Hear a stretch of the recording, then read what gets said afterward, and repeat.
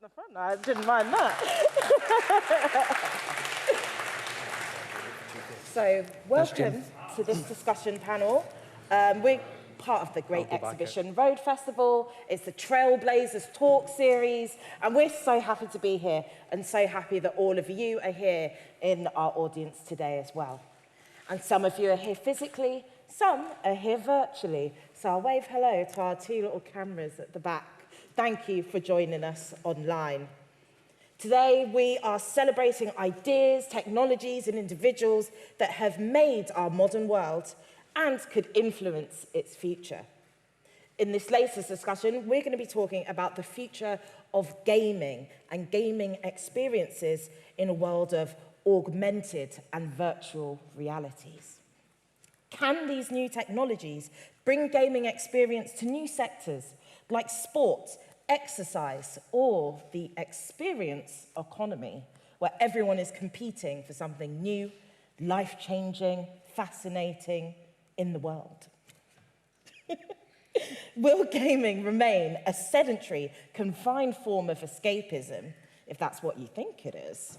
Or could advances in augmented reality start to blur the boundaries between gaming and our experiences in the real world, generating new sports, new social experiences, or new ways to explore the world around us?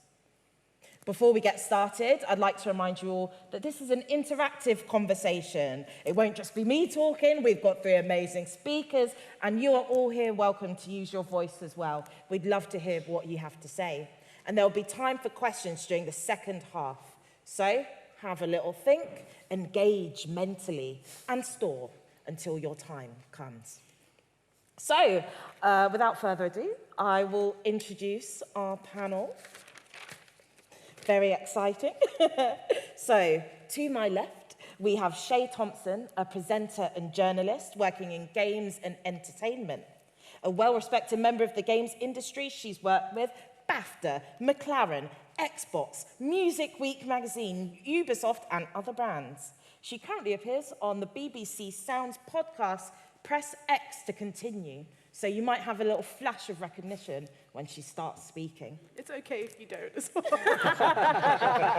If you don't have the flash, you leave the room. That's what happens.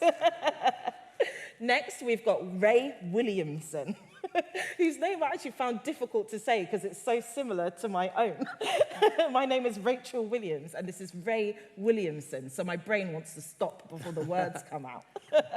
He is a director of product management at Huawei and an expert on new enterprise and technological opportunities for the use of AR and VR technologies that might be opened by 5G internet technologies.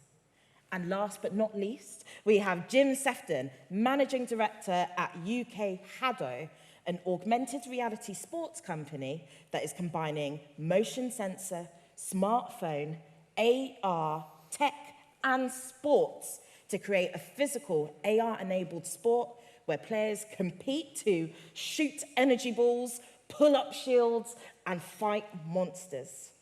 And I'm Rachel Williams, a PhD student at King's College London studying neuroscience. I also do a bit of stand-up comedy and science communication all about the country. So it's a pleasure to be here, and let's have a massive round of applause for our panel.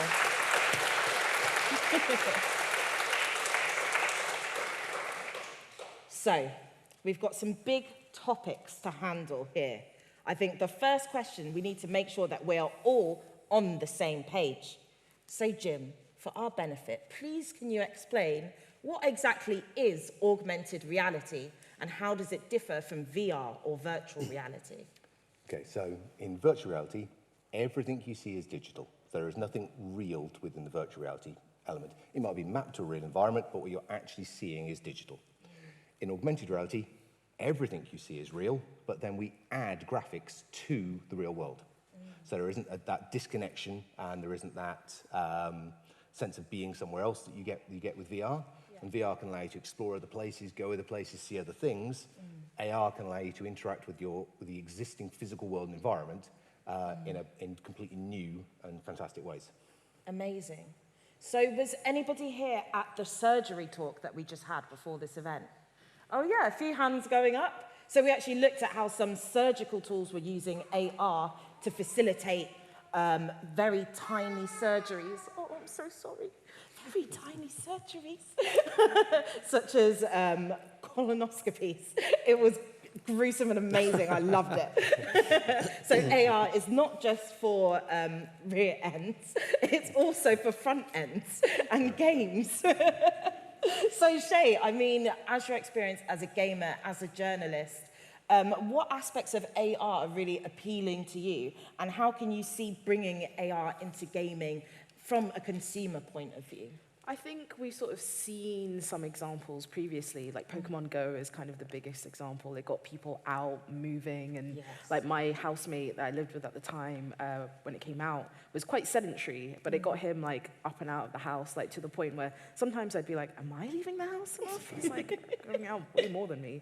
And so, yeah, and there is this belief that gamers or people who play games kind of sit down for long hours at a time, like not doing anything of use. So getting them out and moving was quite important. And I think that's probably one of its main uses. Amazing. And did anyone here get involved in the Pokemon Go craze?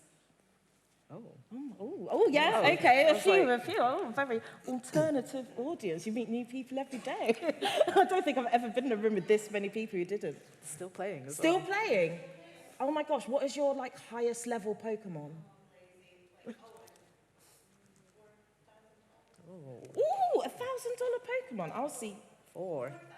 4,000. I will see you after the panel. And then Ray, from an underlying technological perspective, what have been some of the challenges for AR to really break through and meet consumer expectations, especially for performance-wise? Yeah, so as Jim said, VR is normally, you're looking at a different world, a virtual world, so you're in a fixed location. And you've probably got three things that you need to make that work. One is a very powerful computer. Yeah. You need it plugged into the wall to get the electricity. And normally you've got some fairly heavy-duty goggles of some sort. So to move into the AR space, we need to get you having something like lightweight spectacles and none of the attachments I just talked about. So the three things we need to do are move all the processing, which is done locally, into the cloud. That means we don't need the power in quite so much detail, and we don't need the fixed connection. And really the challenge then is giving you three main things. So one is very high throughput, because there's lots of data goes back and forward, particularly with VR and AR. Very low latency. So we're talking milliseconds of delay between the cloud and your headset. And then finally, it needs to be very reliable. So you need a very strong, robust connection. And it's only with 5G technology that we're starting to be able to deliver those capabilities. And what is the specific feature of 5G technology that makes it so well adapted compared to the previous generations before it? So there's two main things. First is it's purely cloud native technology. So that means it's designed to operate in the cloud, which means we can make functions run very quickly, but also we can make them very agile. And then the second thing is very high throughput. So 5G is very clever in the way it manages its resources. It's very effective and very efficient, which means we can get very high throughputs. So if any of you are old enough to remember 2G, we started data with 14 kilobits per second. With 5G, we can now get 1 gigabits per second. So 100,000 times faster than we were 20, 30 years ago. So it's a huge step forward. Yeah, amazing. I definitely remember 2G and the fear of accidentally using it and bankrupting myself. So I mentioned Hado in my introduction. What on earth is it? Okay, Hado is the world's first techno sport. It was created in Tokyo 7 years ago. It's now played competitively in 32 countries. From a UK perspective, that's from regional to national championships, through to European championships, through to World Cup. Wow. The sport itself is very high-paced, very physical in the way it plays. A match is only 80 seconds, but you'd expect a tournament player to move 80 to 120 meters in that 80-second match. And the movement's relatively akin to something like squash, so it's lots of jinking left and right, high, low, so it's very, very high-intensity motion. The interaction between the players, though, is done through augmented reality. So each player in front of them has got a life marker that moves with their head. So moving to the head is how you evade and move and avoid incoming fire. You throw your arm forward to send energy blast. Everything's done from body motion. It's incredibly intuitive in how it plays. And you're trying to hit those life markers on the other players whilst defending your own. There's lots of other things to it. You can vary how fast your shots travel, how big they are, how often you can fire, and you can also raise defensive shields. So it gets very strategic and tactical because you can vary those abilities up to a point. So different people on teams take different mixes of abilities for different strategies and tactics. Wipe out those life markers, earn the points, win the most points in 80 seconds, you win the match. Okay. Now, the really big thing about it that differentiates it from any other physical sport through this AR element that it has is that target is the same size no matter who you are. And the energy blast only goes at the speed it's programmed out to, no matter how much force you put into it. So size and strength are irrelevant to your ability to play. So it has no age or gender categories. That's amazing. We've run multiple very successful tournaments as well with mixed able-bodied and wheelchair users on the same teams. The reigning UK champions, the oldest member of their team, turned 16 2 months ago, and they've been UK champions for 3 years. They have never lost a competitive game, and they've defeated the RAF in the UK finals 3 times. Oh my goodness. That's, wow. So who in the audience is in that age range category and would like to? Very much in the previous age range. Yes. So it sounds to me like it's a very much advanced version of Wii. Where do you have to play it inside? Can you play it inside? So it's designed to be played at an arena. So you go, so if you want to play tennis, you go somewhere that's got a tennis court. You go, want to play Haddo, you go somewhere that has a Haddo court. So there's a number of Haddo. No, normally played indoors because it involves electronics and they don't work well with British weather in the main. But you go to a dedicated Haddo arena or a leisure facility that has a Haddo location at it. I think we've actually got some visuals of it as well. So could we see slide number 5, which should be able to show us some game action? Yeah, this is a training day that we did with the RAF.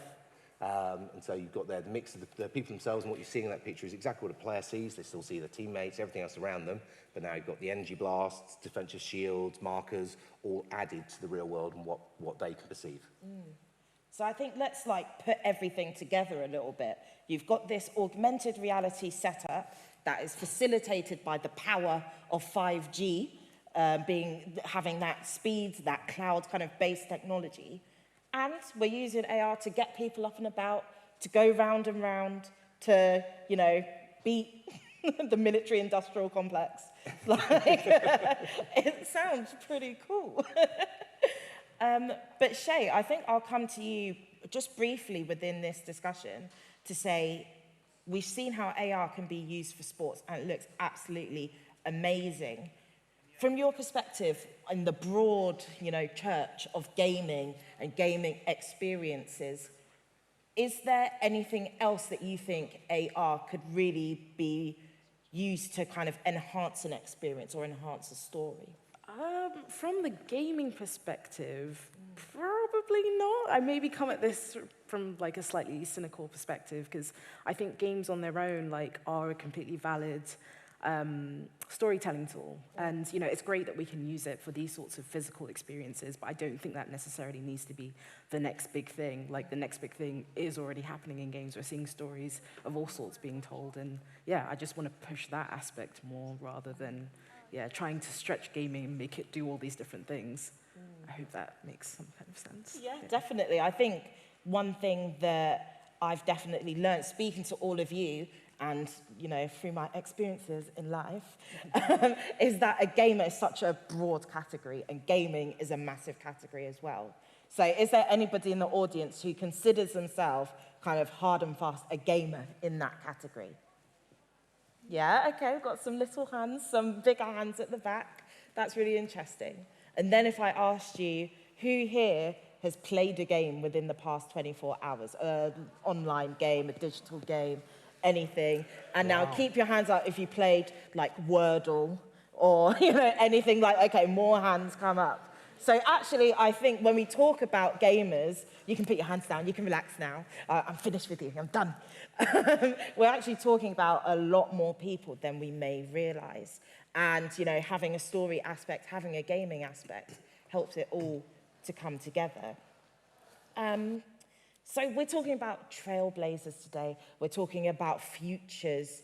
Could we have a little prediction of maybe what's to come in the future? We've talked about 2G, 5G. How many Gs are there going to be? Well, I'm only going to have 5 or 6, and then I'm going to retire, but I'm sure they'll continue after that. No, so we're already, we tend to go through a generation every 10 years or so. So 5G started around 2019, 2020. It's been the most successful launch we've ever had. It's grown more quickly. Over 1 million base stations in China alone, and 500 million users. But we've started work on 5G Advanced, which will come around 2024, 2025, and we're just starting to scope out what 6G is going to be. And if we start with sort of enhancements which touch on the topic we're on today, we've moved from video to 360 video, now to augmented reality and virtual reality. The next big thing will be holograms. So we're now getting the processing capability based on cloud computing. We're having holograms which look completely real and authentic are possible. And I think that's something which could add a lot of interest to certain types of gaming. The shoot-'em-up type variety might be very interesting. In addition to that, we're trying to introduce more senses. So we use our hearing and our visual a lot today. In a few years' time, you'll also be able to smell, to touch, to feel heat. So when you're in lockdown in 2030, you can give your gran a hug and she'll feel as if you're there. And then I think the last part where we're seeing some evolution is sort of accuracy of location. So today we can do things to meter level accuracy, but going forward we'll be able to work to centimeter level. So we'll really be able to look at movements of your eyes, so you don't need to touch things with a controller. Head gestures, hand gestures, eye movement will all provoke a response. And again, that will be a different way of interacting. Yeah. So I think those are probably the 3 which sit into this category of use case. Gosh.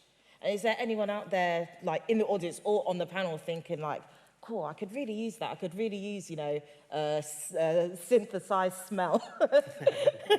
We've got some future engineers over there very keen on that. I love that. I don't know about synthesized smells, but I think, you know, like looking towards the future of video games, I think like trying to make them as accessible as possible. And I think that's where some of that kind of comes in because, you know, really and truly it's a medium, and it should be a medium that everybody can take part in. So trying to get as many gamers as possible, playing as many types of games as possible is like the dream. Definitely.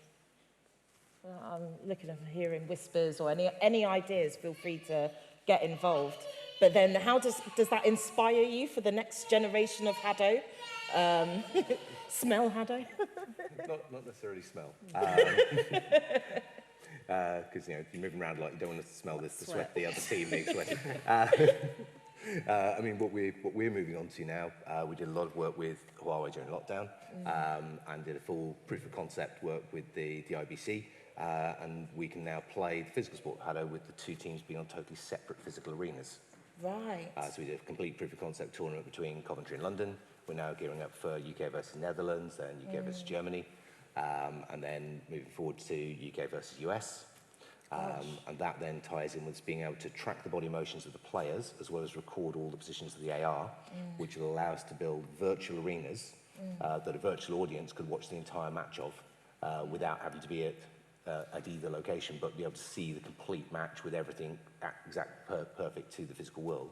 Even be able to pause it, walk out, effectively move your camera point, walk out into the middle of the arena, have the match play around you, see a fantastic move, take it back in time, go put your face where a player's face was, and saw what they saw in that moment in time to be able to pull off that move they just did that just flipped the course of the match.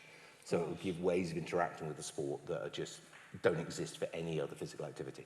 What about surround sound?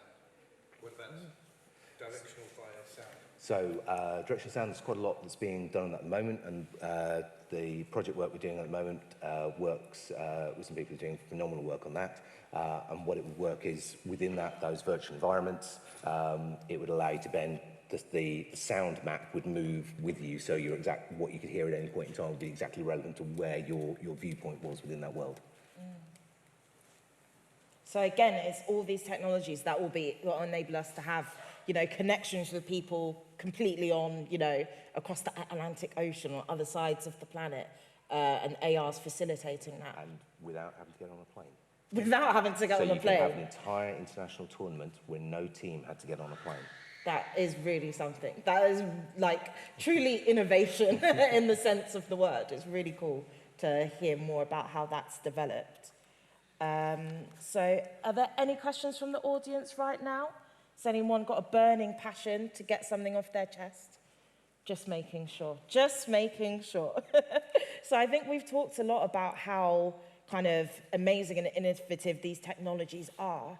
I think if you'd ask somebody during the Pokemon Go era, you know, what is the future of gaming like?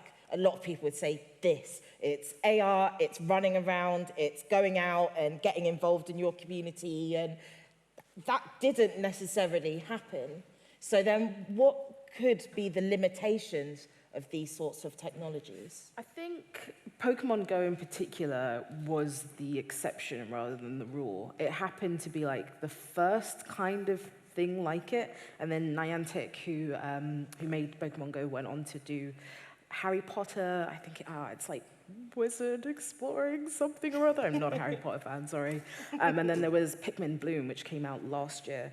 I mean, the reason why it was so big is because Pokemon is the best-selling media franchise of all time. And, like, people think, oh, like the MCU or like, you know, I was going to say Marvel, the MCU, Star Wars or like any other franchise. It's literally Pokemon. I think it's worth like 110 billion globally. So that's why it like kind of struck gold at that time. And I don't know, I think people play games to get something completely different out of it. Like, that was a nice, I don't want to say fluke, because that sounds really negative. Yeah. It was a nice little moment, but it's not indicative of what people play games for, is my critical opinion. Now, I feel like there must be some tension on the other side of the panel. How does that make you feel? I don't know. What would your response to that be? That basically there is and it is a sliding scale start from gaming through into sports, and obviously with esports we sort of merge across into that as well. Things like football merge across to the FIFA computer games, and FIFA as an organisation actually makes more from the computer game than it does from the physical sport, thanks to the microtransactions in it. But that there is gamification coming through into sports, into education. It draws people in. There's a reason why we're seeing this massive shift in demographics that's happening caused by esports and gaming, with people stepping away from classic sports. And there's a lot of people that go, they just want to sit in their rooms and they want to play and all the rest of it. It's well, no, it's that when you were growing up, you didn't have that choice. Yeah. So what you viewed as the best option wasn't that it was the best, it wasn't a good option. And now what we're seeing is when there is another truly valid option, that actually what you had before was just the least dull option, as opposed to actually being a good option. People want more. They want to be able to interact more. Esports and gaming offers this incredible level playing field, and that's part of what we sort of tap into with Haddo. That fact that classic sports are built around the idea that if you're bigger or stronger, you win, because they were created by people who were bigger and stronger, and they liked winning, so they made sure it stayed that way. Even down to most gender categories in sports existed because men didn't like being beaten by women, not because there's actually a reason why they can't compete together. And having things that, especially gaming, that then just took all that away was phenomenal. And it's a sliding scale. It's not that one removes the other or invalidates the other. It's a sliding scale between it, and both sides can learn from each other. Yeah, totally. That's a very fair answer. I love it. And then, Ray, I guess from your perspective, when we're talking about this sliding scale, does there need to be a difference in priority in terms of the technology that underpins it? Or do we think that these developments are always running in parallel? Is there so much kind of communication between the tech side, the underpinning side, and the video games going to market side? Do they work kind of in parallel? I think we always focus on solving the most difficult problem, or the most challenging end of the spectrum. And then it's making sure from a usability and from a commercial point of view that you can use that platform to sell across your sliding scale. But I think it's about the technology becoming second nature. So we talked about the fact that we have these sort of clunky glasses today. The time will come, and probably not that too far away, when we're all either wearing smart glasses or have embedded chips. And we'll use that for just day-to-day life. So when we meet on the stage, I can remember that this is Shay, because my little goggles tell me this is Shay. I don't need to remember. And I can say, oh, we met such and such. So this, actually, memories will be something we don't need to consciously try to store, because the technology will be there. And once that happens, it then becomes second nature to use it in the way you run your life, be it work, play, social. It just becomes second nature. It's scary, but it's the direction things are going in. I think when you talk about like not having to actually remember things to have them in memory, like the most obvious example of something that's changed within my lifetime is just phone numbers. Like I used to be able to recite my number, my mum's phone number, my mum's home phone number. She didn't have a home phone number anymore. Like who has a home phone? All these things, and now it's just on the phone. But I think there's a real leap between something in my hand and something under my skin. Well, that's already happening. There's some countries which use sort of microchip technology, so you don't need to carry a passport, for example. Right. You can just scan yourself at the airport and straight through. That's the real fast track scheme. The secret border unlocked. Yes, absolutely. Does anyone here feel like they would absolutely, definitely go for a chip? Would you be willing to be that kind of guinea pig in a sense? Yeah? Why do you think that you would go for it? Because it's like innovation. You're basically a part of it. You're part of the future happening. Yeah, I mean, fair enough. And is there anybody who wouldn't? What are your hesitations around kind of Worry about security. security, privacy? Yeah, all these things that we already have to worry about without it being kind of, a physical part of us. And I guess when we talk about having widespread uptake, like these are the discussions that come around, right? From the consumers, from people building the technologies and rolling things out. Yeah, I don't know, would you get a chip? I would not. It feels very dystopian in a way that just makes me very scared and worried. Yeah. No, I think that's fair. I think the grandma hugs is a good level to cap it off at for me. Hugs from grandma. So I guess like with the sports, with linking everything in there, there's an aspect of kind of getting out, getting that fresh air versus being cooped up in a room on a keyboard with a mouse. Like, is that something that you look for from your gaming experience, Shay? No, I really don't, and maybe that's probably not what people want to hear. I like, what's really powerful about games is as opposed to like film or TV where you're this kind of passive participant letting this show or maybe like wash over you, you get to step into this world and take hold of the story yourself, and that just kind of changes the storytelling experience completely. And so that's what I want from my games. I don't then need to walk around and do that. I'm like, nah, walking is for exercise, and if I want to exercise, I'll go and do it. I'll go outside, yeah. But with Haddo, you could definitely do that outside, couldn't you? Yeah, I mean, long term, we just the tracking system we use, which is the banners, they've now been reduced in size. The next iteration should be 6 to 9 months away, where we'll only be needing a marker pole at each corner of the pitch. The server's going to move up onto cloud, and there'll be 5G devices in the headsets that you can literally, in the same way you can for a game of football, go to the park, stick your 4 posts in, and go play a game. So it's going to become more and more accessible in that nature. The key thing for it, though, is that, as I said, Haddo, although it is a gamified nature to it, is a sport, not a game, and there's quite a distinct difference in that. So in the UK, and we're no different to any other country, but the UK figures before the pandemic, 20% of adults in the UK took part in some kind of regular physical activity, whether that be going to the gym, playing a sport, whatever it might be. So 80% didn't. Post-pandemic, 5% take part in regular activity. Oh my gosh. Okay, so there is what is fundamentally a health time bomb that's been kicked off. Now, what we found with Haddo is that we take that to people who don't engage in normal sports, that original 80%. They come and play, they train, they come back. we go into schools. We're doing a huge project at the moment with Sport Birmingham. We'll be going around lots of schools in Birmingham. We've got the very first Birmingham Schools Championships next week, being hosted at Birmingham City University.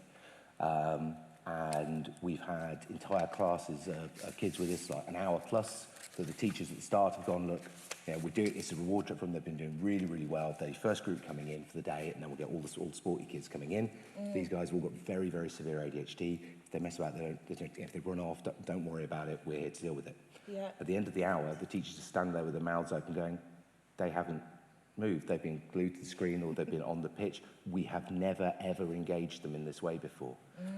We run a lot of after-school clubs as well and things like that. 20% of the kids there have ADHD. It is the only sport they play because we want 80 seconds of focus and then off the pitch again. And they're there week in, week out, training, playing, they're competing in tournaments, and they don't engage with any other physical activity like this.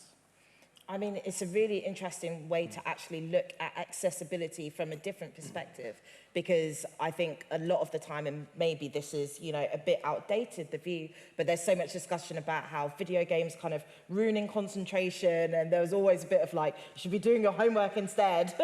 But if this is kind of providing a way for kids, people with ADHD to actually get involved, get active. And just those adults who never did, because you weren't the biggest or the strongest at school, so sport wasn't fun. So you didn't join the after-school clubs or any of the rest of it, so you didn't learn the skills. Now you lost even more, so sport was even less fun. And the moment it was taken out of your curriculum, you didn't have to just do it, you stop, because you didn't enjoy it. And now we've got a way of using these technologies to put that gamification, that fun, into the sporting activity, and all those people who disconnected are finding ways to reconnect with physical activity because of it. I think that's like a really important point as well. It's sort of like why Wii Sports, if anyone remembers that, was like so successful, and this is sort of like the next kind of level to that, the next progression, which is really important. And there have kind of been whole industries that have come out of that, from that kind of monitoring of self. You've now got Fitbits and all of this other wearable tech. Like, is anyone wearing a Fitbit or some kind of wearable tech today? There we go. Okay, we've got some people who have got their hands up every single time. And I'm very impressed by those people. I feel very uncool right now. My wrists are bare. But all this idea of like tracking yourself has really become gamified. Like you said, whether it's how many steps you take, how fast is my heart rate, can I like breathe and lower it mentally? So I guess, is there something then that people are looking for in a gaming experience where it's taking things that are biologically about me and putting it in that space? Ooh, I'm not too sure, actually. Is anyone looking for that in their gaming experience? Because I can hook you up with some real innovators. I think so, yeah. Not me, but I know that there are people are, and obviously that's why this sector is sort of becoming a really exciting space. It'll be interesting to see where it kind of goes in the next 5 years or so. I say that as a professional cynic, but I'm trying not to be, really trying. Yeah. But yeah. Can you make going for a run more interesting? That's a good question. I would love to hear the answer of that. No, I think that's where the augmented reality part comes in. So rather than running around the streets of London, you could be running around a lake in Geneva from your glasses. So these kind of, and not just the visual art, when we add the other aspects of the smells and the touch, those type of things, yes, absolutely. That's what we're trying to create, is this more immersive experience, is the phrase which is used regularly. But by making these things feel realistic and you put it in the environment that you want to be in, then the environment you physically find yourself in, absolutely we can do that.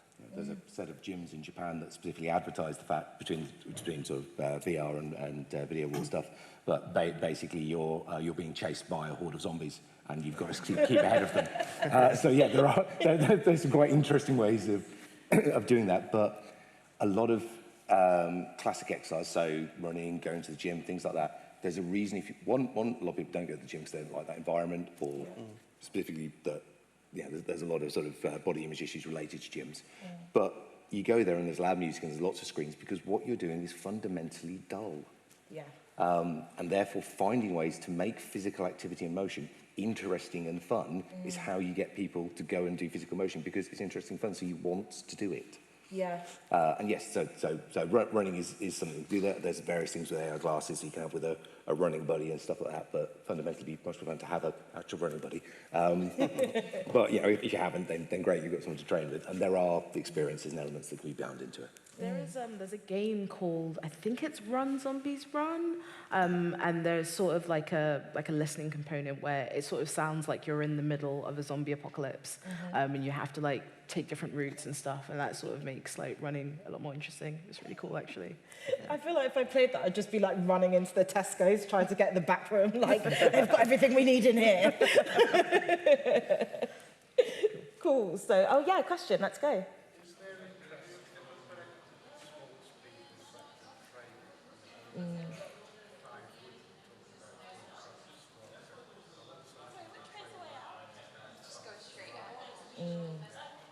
So the question is there interest from sports people to train sports people to have faster reactions and upskill themselves? I mean, I don't know about football. Can you tell I don't know that much about sports? I do know about Formula One, though. They use sim racing to sort of like practice their turns and like all the other racing stuff. They're now using sim racing to actually recruit new drivers because the actual experience inside the sim is so, it's absolutely spot on to inside the vehicle. And if you can assess people's, actually their base capabilities and much more effectively within it. Within things like football, there's quite a lot of training being done for goalkeepers using VR. So there's a lot of tech elements being brought in to help the training of in classic sports. I mean, in augmented reality in general, this remote expert is one of the key use cases, which applies to a whole host of industries and capabilities. But it can apply to sports where you could be trained by, I mean, you talked about before, Jim, someone in Japan who's been playing Hado for 7-8 years could be training someone in the UK through a 5G network. And likewise, we use it in healthcare, so you could have a surgeon who's an expert in a certain field using augmented reality to train people overseas. So those type of use cases are quite large, actually. Gosh, yeah, and that's so relevant to kind of the history of Imperial as well and everything that's going on. Like, is that something that you've got a bit of experience with in setting up those kinds of technologies to help surgeons train surgeons? There's actually, so the test bed which Jim was part of up in Cambridge Wireless a year ago now, maybe a year and a half, there's currently an augmented reality remote surgery use case going through, and I think that finished the day before yesterday, so it's probably on Cambridge Wireless's website. But yeah, so it's been used there. Manufacturing is another one. You have now someone who designs the robots based in Germany can help someone who's having a problem sort it in Canada. Amazing. And all these things can be done using augmented reality. Yeah. Gosh, that is really fantastic. It could also, like, you know, help my mum, like, open an email that she can't figure out or something like that. Like, tech support is going to become so much easier as well. Did anybody else have a question or comment or reflection? But presumably there's some uptake from armed forces and so on, this kind of thing. Yep, so armed forces is the next part. Yeah, so obviously, the example there is with the RAF. So the RAF have, from a Hado perspective, had their own Hado arena. The RAF, Army and Navy all play the sport. Army and Navy are currently getting funding for their arenas because the RAF beat them and they don't ever want that to happen again. As we've learned, losing is actually the biggest drive for people wanting to get better at the sport and getting involved with it. But one of the key reasons why we got involved with the RAF in the first place is that modern warfare for soldiers, whether that be cyber, whether that be drone piloting, whether it be satellite recon, all these things they have to deal with and work with, require this real high, I suppose, capacity to deal with data, to deal with digital environments, the mental stamina to deal with it, and they're all finding that they get those elements at a very, very high level from high-end esports gamers, because the people have trained those skills and demonstrated that they have them. Yeah. However, unlike their peers, those specialists in their free time don't join the rugby team or go to the gym. They go to the LAN centre or get out an Xbox. And so they're starting to get fitness issues with specialists, which is why we brought Hado to them. And now those same specialists are forming teams, training, playing leagues, and it's dealing with that fitness element for them, while at the same time also giving them something which they weren't getting from anything else, which is teamwork under pressure in that digital environment. Were you going to say something? Were you going to jump in?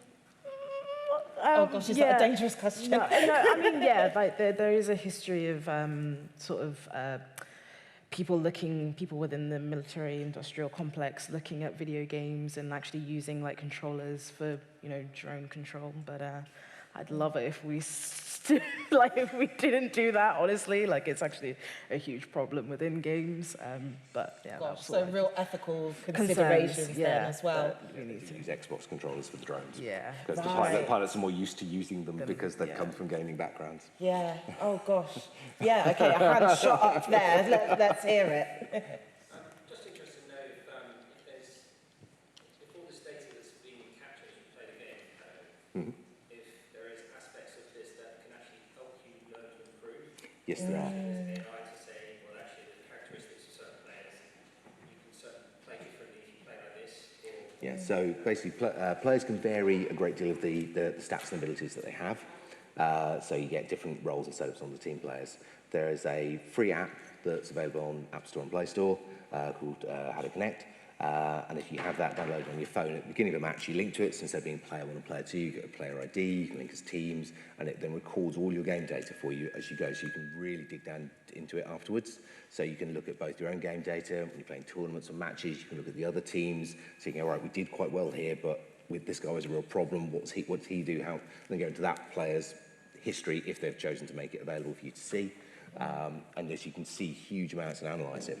We can also put in AI-controlled opponents that only exist within the augmented reality, which means that teams can shift their skill level so that teams can have people to play against to constantly boost their ability. It also means if you've got teams that you're meeting at tournaments who keep meeting the same team and they keep beating you, but you've got all the game data because it's part there in the app, so you can program the AI to match that team and then try lots of different strategies and techniques against them till you get the one that for your team works and gives you that edge, so that next time you meet in the tournament, you might hopefully get a different outcome. And do you have kind of a ref bot that's kind of monitoring? You don't need to. If you, for example, if you leave your part of the pitch, it knows because it has your exact position on the pitch. You move out of line from your area, you're immediately shut down. So you can still be hit by the other team, but you can no longer fire, raise shields, or do anything beneficial for your squad. You just become a sitting duck. So because it's all working within that AR environment, you don't need the referee. That's something that I think, when I think about sports versus games, I think there's a lot of kind of discussion, whether it's football, cricket, whenever aspects like VAR come in, like virtual replays, that kind of take away maybe when I think of sport, I think of the human error aspect as well. Like, have you had any kind of pushback from people in calling Haddo a sport for those reasons? Not for that reason, no.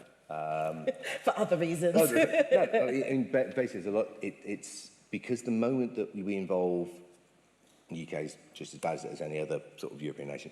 The moment you involve technology in something, there is an automatic assumption that it's a game and it's for kids. Yeah. And the fact that it can be a sport and it's an adult sport just goes so much against this sort of ingrained feeling that, I can't get involved, that's for kids. Yeah. You go, but you can. It's okay for you to have fun too. That's allowed. It's okay for you to choose to be active. That's allowed. It's okay. Yeah. And just because it's got a gaming element to it, so what? That's not an age-specific thing or anything else. But it is really heavily ingrained. It's that more general sort of societal thing that we hit more than anything else. It's electronics. It's for kids. Yeah. Sure. Sure. I definitely kind of understand where that's coming from as well, because even when I was thinking about like spin classes that have like the little video of you going cycling, I'm like, it's cheating. Like, I need to focus, I need to spin. I've never ever spun before. I don't know. Has anyone else experienced that kind of like switch off if there's a screen involved or anything like that? I think someone's got a hobby of putting their hand up. That's cool. I love it. On that note about games sort of like not being taken seriously. Oh? Not to do with the screen stuff, there's a lot of talk about sport. What about, say, performance arts, music and dance, any applications there? There is a massive culture in China, specifically, with basically virtual artists, and you will have complete sold-out stadiums where there is not a singer on the stage The audience are watching the stage through their phones, and there is a complete concert happening there on that stage. So yes, it is very, very much a thing in culture. Yeah, ABBA had the ABBA Avatar. is an example, but it's been in China for at least the last 5-6 years of these massive full sellout stadium concerts, and they're bands with huge followings, and not a one of them exists. Some of the highest paid influencers on Instagram aren't real. They're not people. They are created images, and they have huge sponsorship deals and finance. So yes, it's already there, but because it is done so well and so integrated, most people aren't even aware of it. I was thinking more of enhancing human performance. That sounds like it's just putting people out of a job. Right, so you mean in terms of if everyone was watching a performance with an AR kind of headset or goggles on, how would you... In that case, then... I was thinking more of assistance in rehearsing and practicing. Okay. Yeah. So, I mean, that happened a little bit down in lockdown, where people were doing sort of remote, coming together and creating orchestras. And again, we can do that with the wireless technology. The issue there is the timing, because obviously you need to be completely in sync. So I said before about the latency. Today for VR AR, we're talking sort of 20, 40 milliseconds between connections end to end. In the next few years, we'll be down to single millisecond figures and getting beyond that. So then you can really get those, almost if you're thinking like jazz type, close-knit timing, so you can have the off-beats as well as the beats. We're getting very close to that to take it to the next level. There was another application during lockdown where my mother-in-law, who's mid-90s, the NHS actually did something via Zoom, and it's very clunky, but it was a way of engaging with people who are locked down in care homes. And I'm sure what you're describing could be made far more engaging and sophisticated. Yeah, there's actually already, and it happened in China during lockdown, they used robots in quite a lot of scenarios, doing menial things like now some of the cleaning, the sort of background tasks, but also delivering medicines, but then also taking a screen so that the surgeon or the health professionals didn't need to go see every patient and potentially put themselves at risk. They could send in a robot with a screen and interact with the patients through that medium, so again, this is all so many ways to use the technology based upon a few sort of key fundamental technologies such as AR. Fantastic. Yeah, I suppose as we enter kind of the last few minutes, the last kind of section, I'd be really interested to hear how you think kind of AR technology is going to develop and be taken up over the next 5 and then 10 and then 15 years, if we're allowed to think positively about the future in spite of all the other things going on in the world. So I don't mind which way we start down the panel. Jim, do you want to start? Yeah. Okay. I mean, what we've seen already, the rate of development is so incredible that talking 15 years is just, it will be redundant and it will be totally replaced by something in 15 years from now at the rate we're going at. The biggest limitation at the moment for AR, even beyond the latency issues and elements, is that most of the routes we have for integrating with AR that are publicly available, so phones or even the glasses which have been developed, are great for static AR, so that where they're projecting onto something. But for it to really become part of our world, it needs to be dynamic, and that means you need to have peripheral vision within the AR. Otherwise, you're walking down the street and there's something fantastic happening over here, but unless you've chosen to turn already to look at it, you've missed it because it's not there. And there are some fantastic work being done on projected AR, where you actually have a small ear device where a unit sits on the cheek and it projects onto the eyes. Oh my gosh, so instead at which point you now have complete immersion within the AR, so you have peripheral vision. Now you can exist within a dynamic world and not a static world, and that's going to be a huge leap forward in its integration and just becoming a natural part of life rather than the static world where you have to actively go and hunt for it. Yeah, so then does that have any implication for kind of how we understand vision?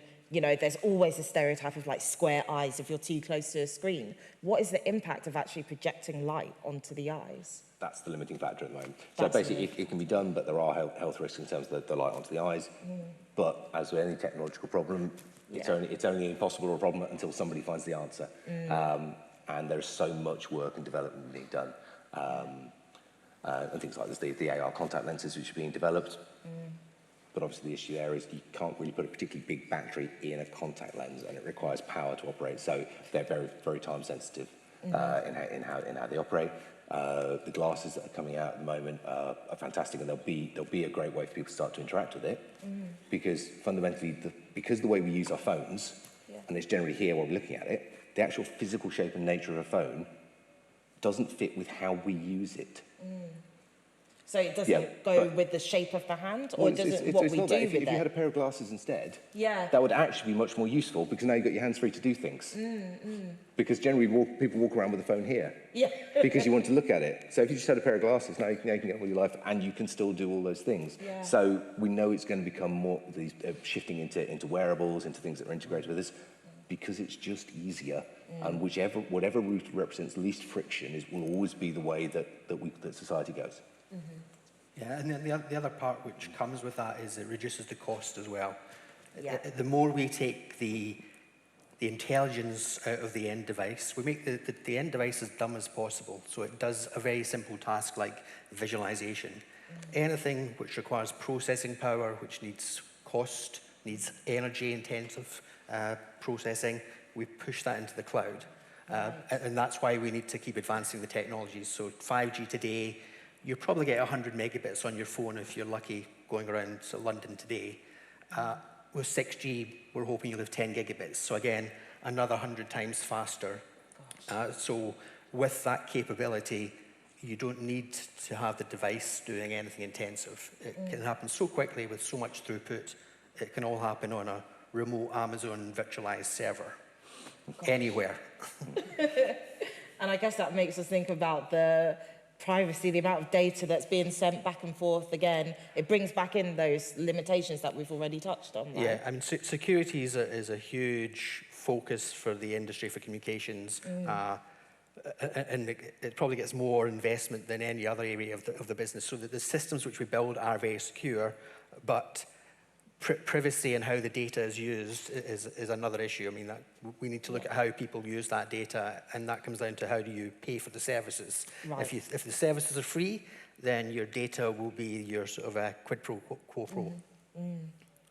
And last but not least, Well, thinking about the experiences for the player, like escape rooms have become like super popular. So I think like some AR escape rooms and stuff like that. I think, and all of those, like I think they're called like ARG games. I think those will be quite cool. That's a cool, positive thing. yeah, exciting thing. Yeah, that'll be awesome to see. Yeah. Amazing. So we do just have a few minutes left. If anyone has any kind of question, contradictory statement, soapbox that they want to stand on, but you've all already been so interactive, I won't pressure you. If you, oh yeah, do you have a question? Good question. Yeah, so as I said, it's roughly about 10 years. So 6G at the moment, we're just working on what's the high-level goals and objectives. So what do we want 6G to do for people, do for society? What's it going to change? Then we'll start to write requirements. So it's probably going to be 2030, maybe 2029. It's still quite a few years away. But we will see 5G advanced in a couple of years' time, start to introduce things such as holograms. So there are some big steps coming in between now and 6G. Yeah. Do you think this type of technology is applicable in like schools in order to help with learning? Absolutely. There's a lot of universities and colleges, and it will be schools that will filter down to as well, who are using augmented reality as a training tool. It's a very good way of actually being able to see things in 3 dimensions, to turn them, to rotate them. It's a lot more interactive than reading a book, perhaps. So yeah, it adds a lot more value, and it's a big area of investment. It's the next step on from what's already being done. There's a lot of schools using things like Minecraft for learning, and the Minecraft stuff is phenomenal. You'll do last week in biology you did the heart. This week, as your group, build a fully working heart with the valves, all the right colour schemes for different muscles on it, then talk us through why you did it. So it involves design, colour, engineering, programming, but also a way of understanding it that you don't get from just filling out a diagram on a piece of paper. You've now got this complete working 3D model that you've understood how to build. Absolutely. Now move that through into AR, where instead of dealing with something like Minecraft, you're now dealing with it as an AR model that you can interact with, and that capacity and what that adds to your ability to learn is incredible. Yeah, they've done the same thing with like Fortnite as well, like all of the epic like mega grants. A lot of the teachers were using the building and like the creative modes in Fortnite to kind of teach historical landmarks and what went into creating those. So yeah. That sounds fun, and also cool that it's an environment that pupils will be familiar with to then go and teach. Like, you always learn best where you're most comfortable, right? Exactly. Yeah. Yeah. Any other questions? Oh, yes. Yeah, hi. So I went to this ABBA concert recently. Mm-hmm. ABBA was like on a stage, but they weren't actually there. Will we be seeing more of that in like the future? So more ABBA holograms? More any suggestions for hologram artists? Who would you like to see on stage? Like any, I quite like the old sort of like the 70s to 90s rock. Okay. Like sort of like writers, but like the drummer died, so like any holograms of that would be kind of cool to see them Definitely. here now. That is a great suggestion. Thank you so much for that. And it's true, kind of like, because we don't have to stop at the 70s, like we could go way back. Like, I want to see a hologram of Bach, like playing that piano. I know there was something in it that made the people go wild. But yeah, I think from what you said, it sounds pretty doable. Yeah, I think a really good use of that is you can have the live performer in one location, say Wembley, but then if you want to see that event replicated in other stadiums at the same time, you could have avatars or holograms presenting there. And again, we'll also see music. The Gorillaz was one of the first ones where it's not a real band, so we might see more unreal bands taken to the stage. Amazing. Great. Any other questions? Hello. I was thinking, could you link like AR to like your body and size, for example? Like, and stuff like that. Oh, that's a good question. So when you say link AR to your body, what are you imagining? Would you then want to like have a view within your own body? Or just, if you imagine, okay, my heart is beating at this speed, can I then see in AR a heart beating at that speed? For example, use AR to like control your heart, for example. Oh my gosh. Oh my gosh. I know it's scary, but We've got a scientist like in the making. This is the exact questions that maybe we shouldn't ask, but we definitely want to. So I'm on board with this. But is that actually possible with AR technology?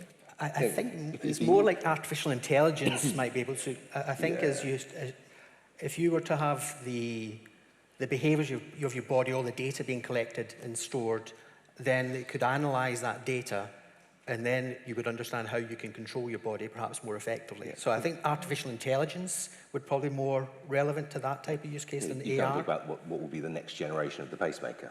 Yeah, true. So something a lot more intelligent that can actually shift in line with what you're doing and what you're needing your body to be able to achieve. Gosh, yeah, that would be incredible, a pacemaker controlled through AI. Are you coding? Have you started coding? computer science or A-level. Fantastic, brilliant. Then you can tell us the answer in 5 years' time. I'll be looking for you in the audience. So it is officially the end of the session, but if anyone has one last question, I'll be really naughty and allow you to ask it. So I'll give you, there we go, last question. Sorry, how do businesses capitalize on AR and the revolution that's coming?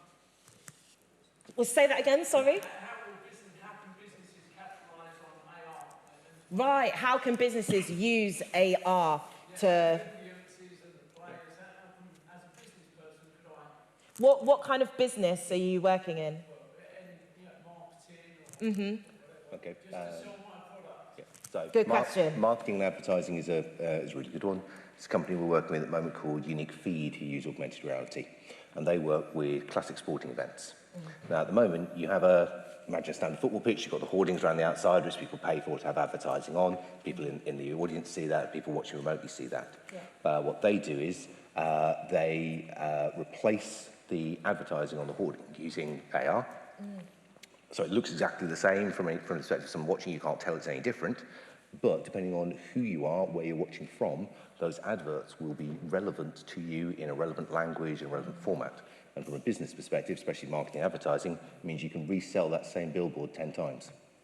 Cool, blimey, 10 times billboard. But the point is that rather than having to sell it once and therefore get a high price, I can sell it at a lower price, but sell it 10 times. Higher availability. So higher availability, much more focused in terms of that advertising. It's what's been referred to as hyper-personalization of the experience.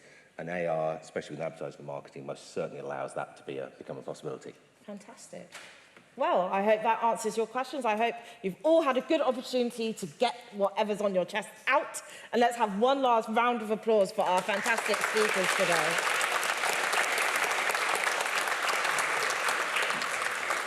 So yes, hope you enjoy the rest of your evening. Thank you for joining us at the Great Exhibition Road Festival.